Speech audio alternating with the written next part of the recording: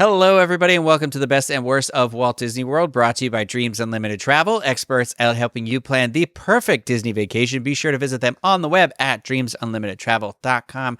I am your host, Rhino Clavin, and in this week's episode of the best and worst, I gave Denny Sunderly the day off. I'm so kind. I'm so thoughtful. And it's because I'm going to do another attraction makeover. A lot of you out there requested we do another one of these. I figured, we'll do one before Christmas or the day before Christmas, or I don't know if this is coming out on Christmas Day. I don't know what day of the week it is right now. So that's the quality, the level of professionalism you're going to get from this podcast. Anyway, you're used to that by now, but I have some special guests that are going to help me through this attraction makeover for today. And it is I was going to say the one and only, but there are two of you. The two and only. No, doesn't work. I have Adam and RJ. Hi. Hi, Ethel. Hi, Fred. Thank you guys for doing this again. And thank you so much for ending your podcast immediately after doing the last episode. I really appreciate Honestly, that. You're so welcome. Yeah. Well, tell me, you guys are you're still doing stuff though. So I just want to, before we dive into the episode, instead of saving it for the end, I'm going to force everyone to listen to it at the beginning. Adam, you guys have podcasts, but plug yourself right now. Okay, so I am a host of and am the brains. No, I'm not. I'm not the brains. I run Harry Potter and the Anxious Millennials, which is a podcast I host with my friends from high school, Allie and Ari. And we go chapter by chapter through the Harry Potter series, and we are in the midst of Chamber of Secrets right now, and it is not good. The book is not good. It's not a good book. Jo Rowling had no idea what she was doing with this book, and it's just a lot of us being like, wow, this is tough. Can't wait till we get to 3. So it's great. RJ, don't you cook or something? I do cook. I dabble in the cookery arts. I have a YouTube channel called RJ's Food Rocks, where I recreate iconic foods from theme parks and more. ... So I've done the carrot cake cookie. I've done Walt's chili. I've done Mom's meatloaf. I've done the sweet cream cheese pretzel. School bread to varying successes. My favorite thing he's done is actually not a Disney theme park food recipe, but it is a Dollywood food recipe. It was the cinnamon bread. Yes, I'm doing that for my Christmas episode. It's just a cinnamon loaf, and it's so good. So good. And what about your podcasts? Yes, we're still going strong with our podcast. We have the Resident Services podcast, which is a chat show about Animal Crossing. Adam and I are in the panel along with our friends Casey and Miranda. We have a lot of Animal Crossing fans here at the Diz. Pete is a big fan. I know Fiasco is too. And so, yeah, a lot of players here. Yeah, we love our Animal Crossing community. We've started a co-op on Facebook where we message each other memes and if anyone's selling turnips. But it's a really fun show. We answer questions for new players. We do a town hall where we rant. Everyone gets a minute to rant about something in their island. So it's a fun show. Okay, so we are going to select what attraction we're doing today. So if you guys could pick a number between 1 through 4, there are 4 theme parks here at Walt Disney World, if you're not familiar. 3. Okay, all right. So I change this list every time we do it, so if you've been listening to the other episodes, it changes all the time. So 3, wow, it just keeps getting to this park. So 3 is the Magic Kingdom. Ooh. Just throw me out a number at Magic Kingdom before I correct you. Just give me a random number, and if it's too high, I'm going to tell you to go low. 22. You guys, so insane. Okay, so 22 is Peter Pan's Flight. Oh. There you go. Okay, so I know how I feel about Peter Pan's Flight, and I've spoken about it on the show before, but rather than repeat my opinions, I'm going to ask you guys, how do you feel about Peter Pan's Flight? Do you feel like it's on the best list of the best attractions at Walt Disney World or on the worst list of attractions at Walt Disney World? It's hard because I feel like if you just say Disney, like the Disney theme park legacy, it's in the best, right? Because of its history, because of its impact, because of the culture that it's created. What's that impact it's at? Importance. the importance of this ride. Do you in mean the ride Disney- or the ride? film? The ride. Mm. Peter Pan's flight. Okay.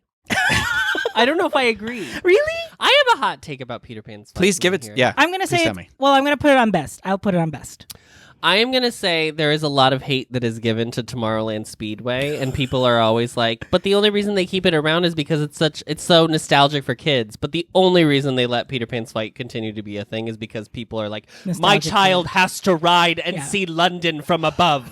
That's the only reason this ride still exists. Can we really say what it is? I feel like I get a lot of hate for this because I don't like the Disney Peter Pan film very much. I have read Peter and Wendy. I've read, I read the official sequel, Peter Pan and Scarlet. If you've never read that, it's Yeah. really good. And I've seen Hook. Yeah. I've seen Hook. I've seen it at least twice. No, I actually have a painting I was working on of Hook that's like out of my arm's reach, so I can't like pull it in here. But no, I have a really strong emotional attachment to the movie Hook. It's one of the first movies I saw in the movie theater, and I love that version. I love Finding Neverland. I like the Universal version of Peter Pan.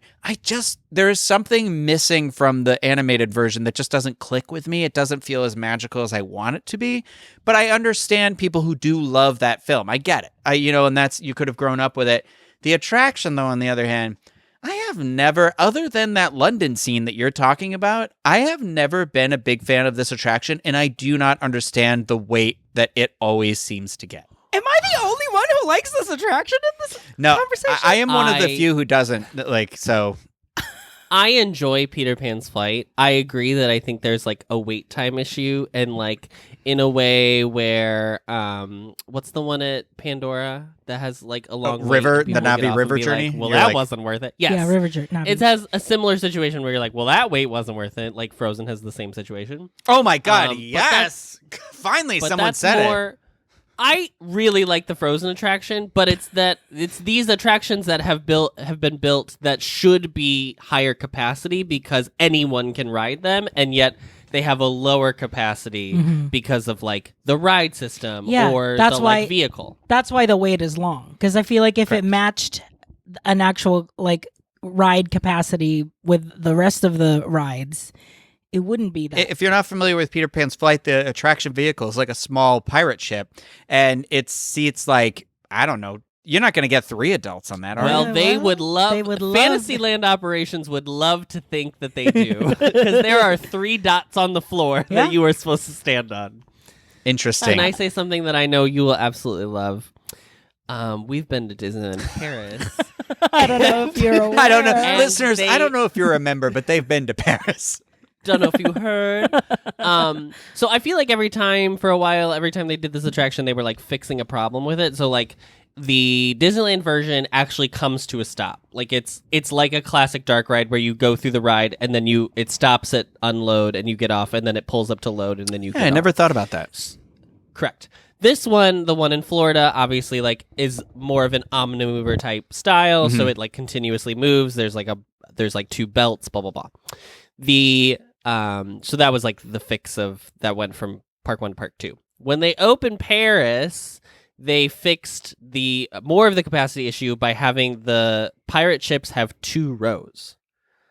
So you doubled the capacity. I know that we always say this is the best and worst of Walt Disney World, and I don't always like to bring in the Disneyland stuff because it is Walt Disney World, and until 2015, I had never been to Disneyland, but it's important to know that this is a copycat attraction. This was lifted and brought over here, not verbatim, unfortunately, because when I finally did it at Disneyland, which I didn't for a long time because I'm very indifferent about the one here, the one in Disneyland is so much better because there is magic in that ride. When you in the Disneyland one, you do fly in the stars, so you still get your London scene, but then you also get to be in the stars.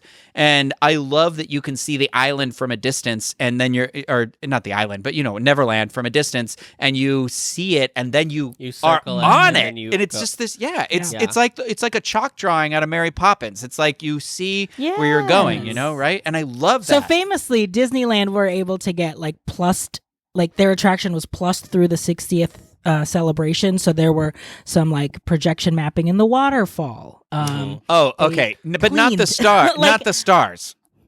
Correct. The bones of the attraction are all the same. Okay. But Yeah. all of the stuff that like looks new is new. Yeah. RJ, I wish we had said that you were an Imagineer at the beginning of this. Are you Oh, not talking no. about that yet? No, we can, I guess. Yeah. No, it's fine. I just wish that we had brought that up because I feel like people will be like, "Oh, there is some Well, credibility maybe here." that's. I mean, honestly, that's probably why I have like a deeper appreciation for the ride itself and its legacy, because it does feel like Because you're better than us.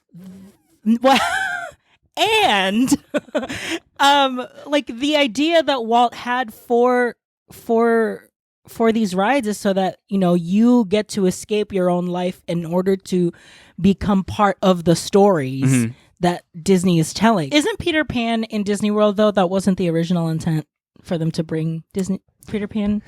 So, yes. So I mean, like, this is all hearsay through hearsay. like whatever. Yeah. Because like no thing's ever obviously been like officially documented by the company. But the idea was that when they were originally going to do the vacation park, which is like when it was still like Epcot was a city and then Magic Kingdom was just like the park that like basically made the money The Disneyland to build the city. Yeah. That they were gonna do a version of Disneyland, but it was all like there wasn't supposed to originally be like copycats of the stuff in Disneyland, so that pulled straight over. So like one of the ideas was like a Mary Poppins ride for like that uses the same technology, so you were gonna like be on a carousel horse and you were gonna like fly on the carousel horse through the story of Mary Poppins, supposedly. Let's talk about it. What are we going to do for this makeover, since we spent literally so much time talking about why our opinions about not loving it are justified? So are we ripping it out? Are we putting a new attraction here? Are we keeping it and we're just like plussing it up? What are we doing with this attraction? What do you guys feel like? I think you have to have a Peter Pan ride in the parks because I think both Peter Pan is synonymous with the Walt Disney Company. Tinkerbell flies over the Tinkerbell. castle in the logo, so like that's literally part of the whole deal. Plus, Yeah. I think Peter Pan as like a character and a story is just like the emblem of childhood. Like it's true. Like It is what a Disney Peter fan Pan is, syndrome isn't a it? thing. Yeah. Yes, you want to go back to your Yes. childhood and just relive your childhood days. Some people don't move past it. Oh, God, I don't know who you're Adam. talking about. I don't have any stuffed animals around me at all. I also think it's a really good choice, and I hate to do this because I don't like agree with this line of thinking fully, but I do understand why people do it. I think Fantasyland can be very heavy on girl rides if we want to like Wow. gender rides, which the is princess stupid, but stories. yes, You can say princess. It's princess heavy. it is princess heavy, and I think Peter Pan, honestly, like is for like a very everybody ride. The way that I like Disneyland again, sorry, but they have like Peter Pan and Pinocchio, which is like a nice foil to Yeah. like the Snow White princess ride. ones. And the, Okay, well, what are we doing though? Are we keeping this? Are we like? let's get past the first question.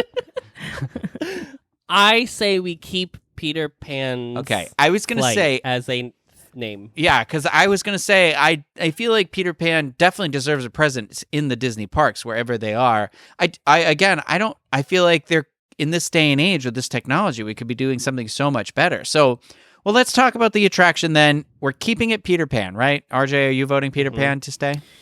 You were the only one that Yeah, liked it in the let's- beginning, right? I know. And now he's gonna be like, no, it should Actually, go. no, let's get gut rid of it. it. Get rid of it. Let's gut it. Walt, thank you for your legacy, but let's Yeah. gut it. No, let's keep it. It'll So, be a fun challenge. talk about it. The crazy thing about Peter Pan's flight here is just it feels, and the same with Small World.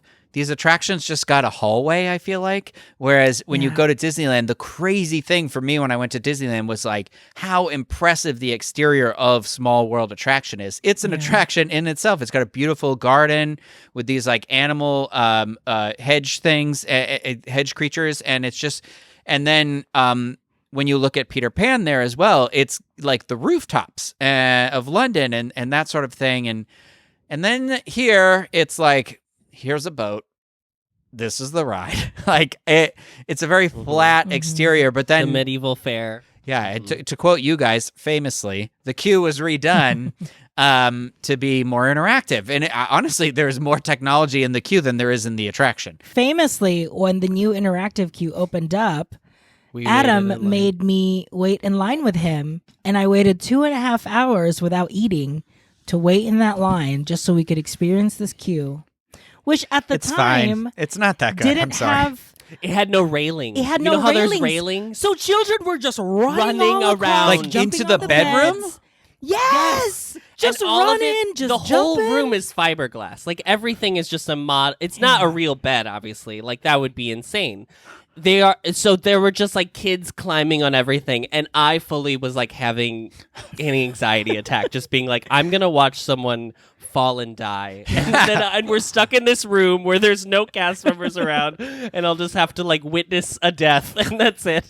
I think that they could do a little bit more in the queue again. I feel like the queue is always something that I honestly, I think at Disney World, a lot of places, a lot of our attractions, I feel like the thought that goes into the queue only in years recent has become a little more extensive. Before that, it was very much just like, yeah, it's a queue. It's going to go back and forth. The rope's going to go up here when it extends, and that's that.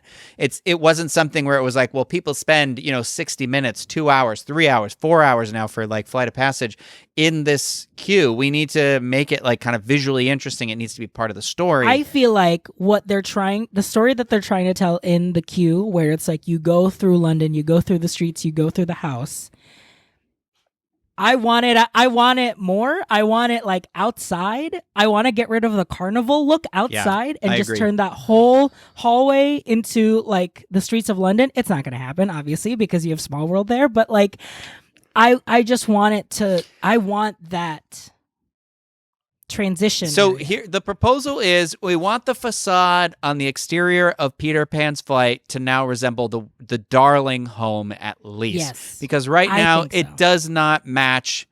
I don't think it matches the attraction at all either. I think you said it right. I think you called it like Carnival or something like that. But it is very, very 1970s Walt Disney World. It is still very much you go in, the middle pole, you follow that down, you come back up, and then you go into that the more immersive, reinvented part of the queue.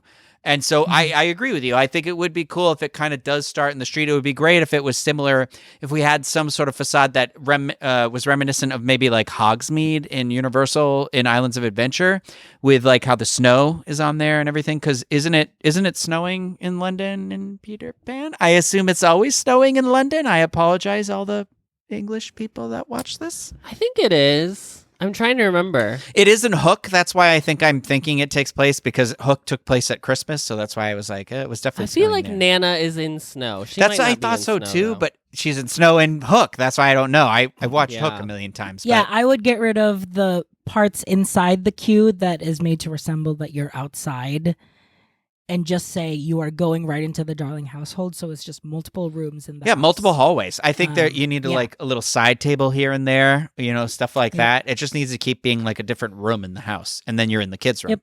Maybe the father's. then There's like the father's den or something. I don't know. Because you could do some really cool stuff, like even in like the Anna and Elsa meet and greet in Epcot, where you can kind of build a story with the rooms that you're going through. So you kind of see like maybe you see baby pictures, maybe you see like, just stuff like that. So I think the load station should be in the kid's bedroom.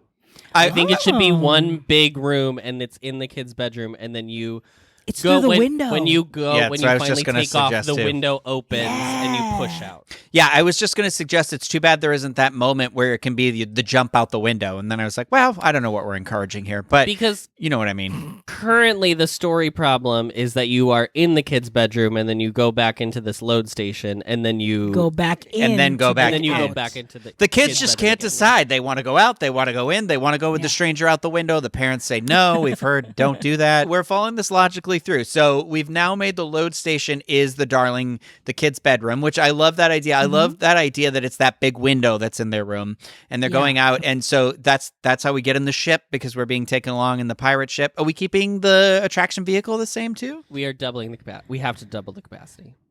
Get that second Do row we- in the back. I completely agree with you. let's keep it the pirate ship. Let's add a second row so we can double the capacity so that wait time goes down a little bit. And let's make some of those, let's add in a little bit more everybody friendly vehicles as well so that we have those. So we now follow this to the next room. We're taking the turn and we are in the Darling Kids' bedroom. Yeah, we're saying we would absorb the load zone area and that first scene into one. At the end of the load station, right as you go, where the cast member does the like, here's your little pixie. Yeah. That's where like I don't know why I hate that so much, but I do. A thing of Peter. That's when Peter does the shadow on the wall that says, "Here we go." Okay, so we're saying that we are cutting that first corner out, whereas we're into the kids' room, where we are loading in the room. We now said that's the beginning of the story right there. So as soon as that boat takes off, as soon as the Jolly Roger takes off, the lap bar comes down. We are going through the Darling Kids' bedroom out into London. Right? We have Nana below us, watching us from down below. Wow, I love Nana. Let's talk about that. Let's talk about how Nana is she's the real star of the attraction. She is the real star of not only this attraction, but this story. I want more Nana. I want Nana in every You want scene. the Disney Plus original series, Nana? Yeah. Absolutely. Amazing. I want if we get a Mandalorian about some baby Yoda that nobody cares about, I want Nana. I want a Nana series. I want the first shot to be Nana watching everyone fly away, and then it's just her trying to wake everyone up in London to be like, some redhead just stole the children. Yeah. Can we go back to really what's happening though? All of these animatronics have to be redone, right? Like they have to be so much more dynamic. Would you do full like Elsa with projected face? But I don't like, love the body? projected faces. I'm not gonna lie. We got I full like budget. them What are for we doing with that? I like them for some things. I I don't like like them them at- for, I think it will look so good on Buzz Lightyear. I think that's like Oh, the yeah. best That's it's the ever point, looked, yeah. and that was like the first one they did. Yeah, I I like Seven Dwarves. I like them in Seven Dwarves. I like them in Seven Dwarfs because they're not trying. because you just to- go buy them quickly. Yeah. But I think Nana especially can be like the Philippe of the new Beauty and the Beast attraction, where it's like a dynamic actual fiberglass animal. We obviously have to keep the London set because we love the force perspective. I love all the lights down there. I love the Tower Bridge. I love I think we need to plus it up a little bit with maybe some like fun Disney projections. Maybe the boats in the river moving a little bit more or something. I don't know. Maybe you could see the river water moving, like the current of the water. Yeah. Something like that. And I don't remember if Disneyland does this, and I hate to do this if they have. I don't remember. I want on the face of Big Ben, I want them to project the moment Them when they jumping all around. land on the think they do. needle. That sounds- Is that true? Yeah.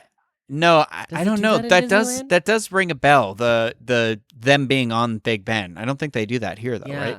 I feel like we desperately need a transition scene though, because it just goes Yeah. from London, You and then turn the corner. you're immediately like like you're in the mermaid scene. I think you need some need sort of something. like hazy. You need some like hazy clouds because that's essentially what it is. They're flying through clouds. Are Yeah. we keeping the exact same ride layout?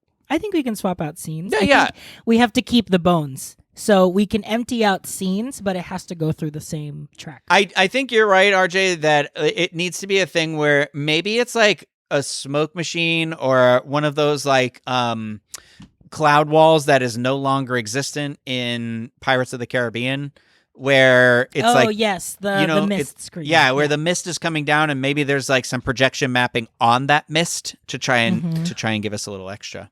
I think it could even be more lo-fi than that, because I think there is a part of this attraction that I think because it's so not high-tech, like I think we can add high-tech elements to it, but I think like having a bunch of fog makes it seem like it's like trying to be too realistic, and I think what makes it charming is that like we Okay. clearly know that that's not actually London. What if it was like those stupid, this is so dumb, you know those cotton clouds where people put like lights Yeah. in like a bunch of cotton? Like what if it was just like little that, storm and all of a ones sudden though, you're like, and they were like little Yes, thunderstorm yes. clouds. Yeah. yes, and then you can like What? Okay, I got it. What if they were like they kind of moved, like they were like moving up and down, so or it gave that appearance where they were like whooshing by you or something like that. Yes. Or, you know, one or Yes. the other. That would be Yes. cool. I'd be into that. yeah, and they're like you can still do like stars for lights or lights for stars. I really like I know there are going to be things that I don't like about this ride, and I've only said the things I do like because I think they're all in the front half of the ride. That effect of the moon and their shadows on the moon, and it rotates with you as you go by, is so effortlessly charming. Yeah. I wish it was timed just a little bit better, so I think we can fix that. But like, I think that effect I do like is that too. perfect. Yeah. It's just so good, and it tells you like half the story right there. Yeah. Completely agree. I think so. We've got the clouds. I think we need some sort of, one of those like spiral light tunnels or something like that. Maybe that's the thing that gets us to Neverland. Like the Space Mountain Tunnel. Yeah, like, but projected, not like we don't need a physical. Yeah, same music and everything too. We just lift it to save money. Yeah. The problem is we're literally next to like a volcano, and first things first, I want this volcano to do something. The tinfoil volcano is really a product of its time. Hey, I got the first thing that I do I not got like. first place in the science fair with that tinfoil volcano. Oh so. my god! So post mermaids, which I don't feel like are maybe represented enough because they are a significant part of the Peter Pan story, I think, but I don't, it's whatever. It's fine. I honestly don't feel like we see enough of Neverland as a place. I would love the idea if maybe this attraction combined both what we see in the movie, but also the idea of Neverland, that we were experiencing it in a little bit more of a fuller setting. And then this way we could maybe remove the scenes that are maybe culturally insensitive nowadays, i.e., Tiger Lily, who does play an important role in the film and the story of Peter Pan, but has maybe not been represented in the best ways.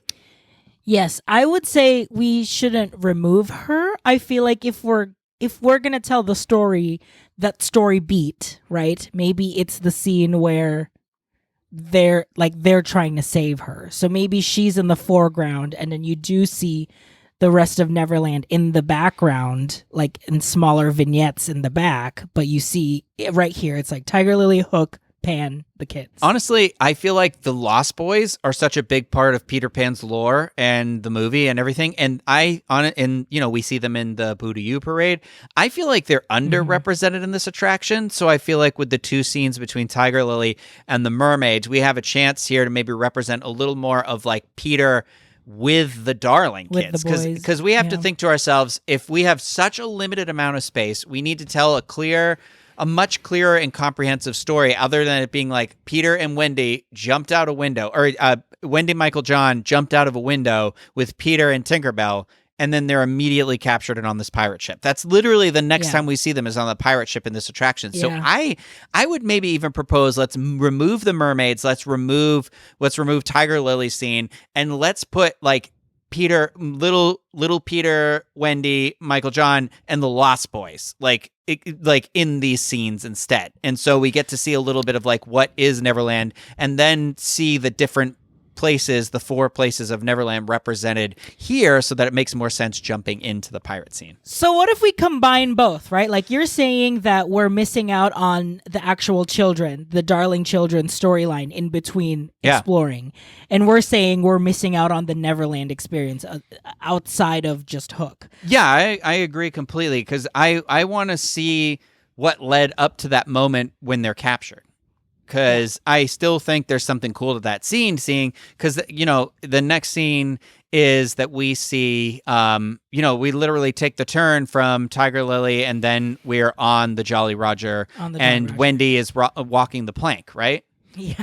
And you're like, there has also been how did we get no there? Tinkerbell until the last scene of this ride, which is crazy to me. I think with our modern day projection mapping, we're just assuming we're having Tinkerbell kind of guide us through this attraction, right? Through the entire I love thing. that. I agree. Like, should there be like a little lamp or something that glows on the tip of the boat, and maybe she's the one that's literally taking the ship? I think that would be cute. It. Yeah. That's great. Or some sort of like fiber optic that you can't see because it's in the dark, but you can kind of see like Tinkerbell like swirling around the top of the boat, or like in the mast of your ride vehicle or something. Too much. That's when we hit our budget limit. Yeah. That's where we stop. I think you're being unrealistic now. Let's talk about the Jolly Roger scene, because I feel like in relation, like if we've done what we've said to these previous two scenes, we've had the kids' kind of story play out a little bit better to the point where, like, when we make that turn, we're like, oh no, they're now captured by pirates. We've got Wendy on the ship. Are we keeping this the way it is? Where we have Pan and Hook fighting on the mast of the ship, and I don't know if that's the right shipping term. Sure. Nautical mast? was the word I Yeah. meant, not shipping. That would be FedEx or UPS, I think, or the USPS, U.S. Postal Service. Support it by some stamps. But I'm just thinking, like, do we need to do anything with this scene? I'm assuming we've got brand new animatronics here, right? I'd love to see the Peter fly down to the steering wheel of the ship. Oh, though. from up there. Yeah. I want Not like maybe not from up there, but at least the one where he's like steering. Maybe it lowers into him steering. I'm just saying, if Olaf can be bebopping around in his ride, I feel like we can have a little bit more like dynamic motion in this ride. There's a swashbuckling fight happening on this pirate ship, and everyone's just like, oh, Yeah. I know. Well, Stop. and they're not even moving. Like Peter and Hook aren't even moving. They're Yeah. just like frozen. I would I love to think see some synergy up there. Or synergy, not synergy. Kinetic energy up there. I want to come in to the Jolly Roger face first, so you're coming in and the mast is open. I want there to be a projection mapped situation where you see the silhouettes of them fighting and maybe Behind the Peter mast. flying and like doing crazy Ooh, stuff. I would and then love when you that. round it, that's when you actually get to the animatronics that are doing whatever. they're Yes. doing. Okay. Yeah, so that's- I love that idea because it's so simple, because it just requires you solidly projecting a Hook animatronic, like literally the outline of where the animatronic shape. is on the other side, and then the Peter one moving so that when you see them on the other side, you're like, oh my God, how did they do that? Because it looks like it's transparent, but it's not. That's cool. I love that idea. That's so simple you. too. And then I think, because right now you come to the side and the first thing you see is Wendy on the plank, which I think is great. I do like that moment. I think it's like one of the best scenes in the film when she's like about to fall in. It's so fun. I just want that to be the thing, and then she's on the side as you come around the boat to get to the other side. She's on the side that you like come around, so you can see her like teetering on the edge. And obviously, she would be more dynamic as well, and the plank would be like Yeah, I would. moving I and would love it shaking. if the plank was like bending. If it was like it was Yes. like bending under her weight or something like that. That would be cool. And it was Yes. almost like she was slipping or something. But And I want the crocodile underneath her. yeah, yeah, the Croc is TikTok all Croc. the way on the other He's side. all- in yeah, the so- corner. yeah, yeah. What's He needs going to. on there? And I think like I feel like also we're not even proposing like massively radical changes here. We're literally just saying this needs some more dynamic movement. Like, Yeah. because the flow of this scene, like where it then goes over the side of the ship and it's Hook, balancing on the mouth of TikTok, and then you've got Smee in the rowboat. Those are fine too. Like I would love, again, we get some projection mapping down there where it's him. You can see the waves in the water or something like that as he's like trying to pull away from Hook. I think would be good. So it's like all the stuff where it is good, but we need that motion. We need that life to it because it feels very stale. It feels very. It's, again, not magical, and this is supposed to be one of the most magical characters that have ever been at Disney, right? Right. And I think I understand, obviously, like, they were doing the best that they can at the time, and also, like... I don't even know if they were, to be honest with you. And I understand the idea of, like, okay, if we're jumping into a story, it's like what is the role of the person riding the ride, right? Like, they are just watching it, like, they're not involved in the story at all. They are just, like, an omnipresent person that is watching the story unfold like as if they were reading a book, but they're actually going page by page. Like, Well- if that's the case, then they did a pretty good job, because it's like they're small, like, setup vignettes. I am looking at Wendy, I'm looking at Hook, but I think now we just have a higher like expectation of storytelling, and I think like if you're gonna bring Peter Pan into what works now, you can just make these small things just to add the energy into it. Famously, when the Fantasyland Dark Rides originally happened in Disneyland in 55, the characters were not present. So when you went on Snow White's Scary Adventures, you were supposed to be Snow White, experiencing everything. Yes. You were supposed to be Peter Pan flying You were supposed through. to be Toad. Yes, going you were through- supposed to be Toad. So the characters themselves were not represented in the scenes. So then there was enough complaints that they like were riding these rides but didn't see the characters that they threw them in. So that's why like I think Snow White, it's the most obvious that it's like almost a little haphazard the way that she's like added, which is fine. Whatever, it's fine. But I think making it clear, like, I mean, I guess it's pretty clear now that you're just the impartial observer watching everything, but like making them like more dynamic and interesting, I think is like the biggest thing that is holding these Fantasyland dark rides back.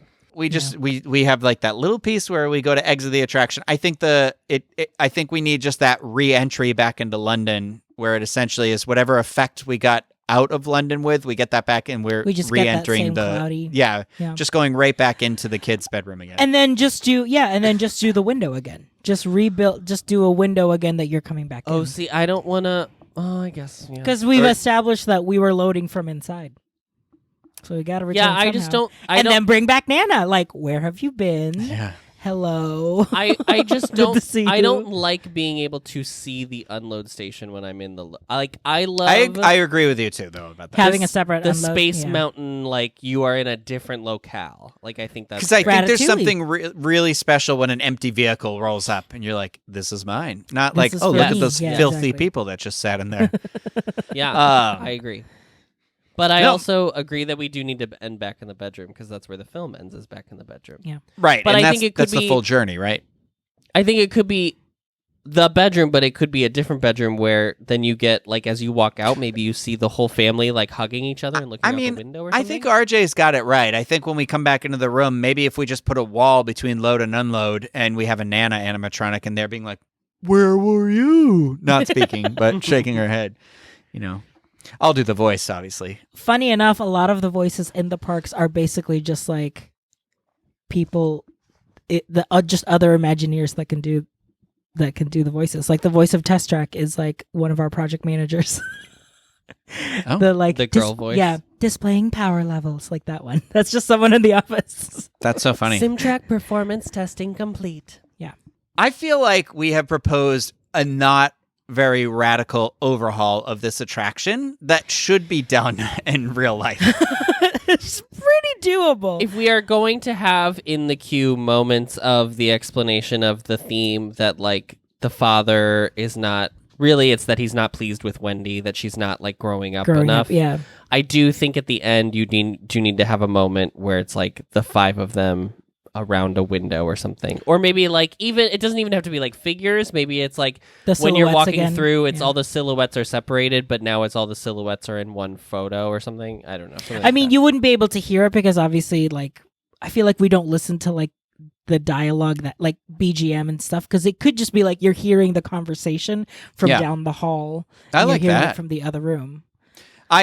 It's crazy to me, like really in retrospect, looking at this, that Peter Pan, the film came out in 1953 and then the attraction opened at Disneyland in 1955. And you got to think like that was a bold move. That means that attraction was essentially while they were animating the movie, they said there will be an attraction for this movie at this theme park that we are currently building, but not knowing like nobody had been on anything like this yet. So it was like the bones of this attraction existed before there was any sort of even feedback to this sort of storytelling. Wasn't in modern culture. Wasn't like everybody knew what a dark ride was. Everybody knew what a version of this movie attraction could be, you know. So it's kind of crazy to think about it in that essence, I guess. But on that same note, you know, this attraction was built, you know, essentially open to the public in 1955, and then, you know, 16 years later opens the public here, but we are still operating off of that attraction now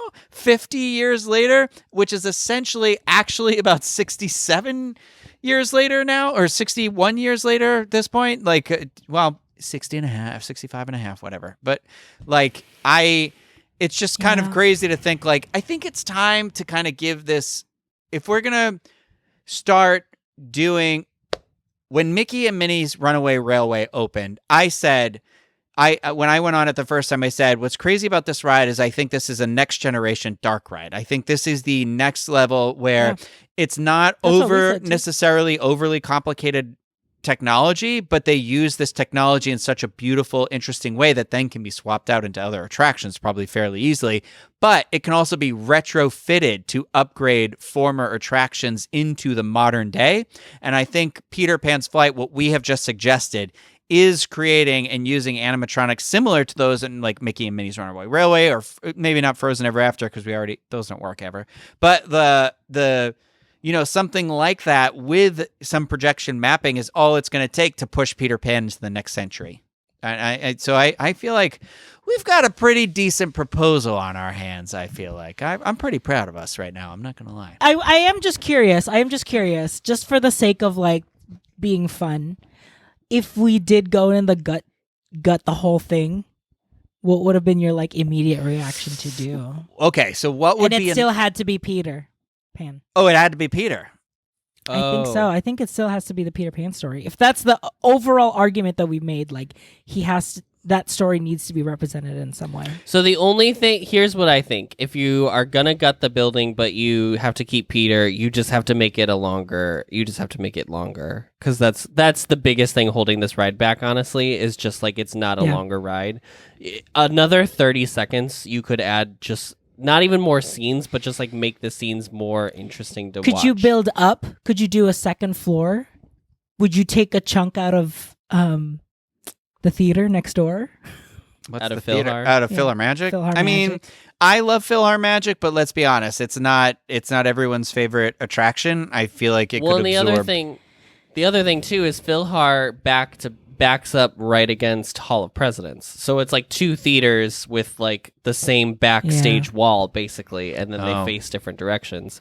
So you have one massive show building that's split into different segments, which is like a great use of space for Magic Kingdom in 71, but like if we're going to get into real logistics and not even like the fantasy of Fantasyland, the fantasy of Fantasyland. The biggest issue facing the Walt Disney Company regarding Peter Pan's Flight is anytime they touch it and they spend any kind of money on it in a real way, they have to bring it up to code. And that ride is so out of code that it's like, that's the reason why they will not touch it. And if you touch something in that ride, you're potentially touching the entire building. Correct, which means they have to bring everything. Oh, that's a really interesting statistic. So you're basically saying the likelihood of any of these ever getting touched is probably really unlikely. And that's the same reason Space Mountain is not getting upgraded, like because that walkway is not 80. The walkways are not ADA compliant. Mm-hmm. Period. You have the ramps just go straight down and then straight up. There is no like leveled off which you're supposed to have now. Which this is why there's a lot of stuff they just are gonna put off as long as possible. That's a lot of Walt Disney World is like that. If I had $1 billion, I would want this ride to take over. Probably, honestly, Philhar. And maybe Hall of Presidents as well. I don't know how much room I'd need, but if I could do half of it, if I could take this with Philhar and make it all Peter Pan, and then in Liberty Square, I can make Hall of Presidents into a Legend of Sleepy Hollow dark ride. That's my dream. I'd be 100% behind that. 100%. Or a Muppets Great Moments of History ride. But if I could do that, I think the biggest thing that is like what sucks for guests and is not accessible is this ride you have to transfer. You cannot take a wheelchair on it, and it is such an iconic attraction that the fact that there are people that unfortunately are not able to ride it due to mobility issues is so upsetting to me. Yeah, that's I always struggle with that when there are attractions because that those are the people that don't get to fly. Like you're saying, like you do not get the chance to fly, which is like the point of the whole story.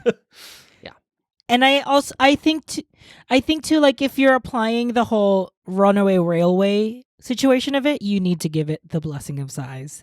So I think like if they can prove that like Peter Pan is an investment worth making in Fantasyland and, take out Philhar because of it, I think you can really go all out and go full Runaway Railway with it, with the whole, trackless and things. Trackless Jolly Rogers that fly? A floating Jolly Roger.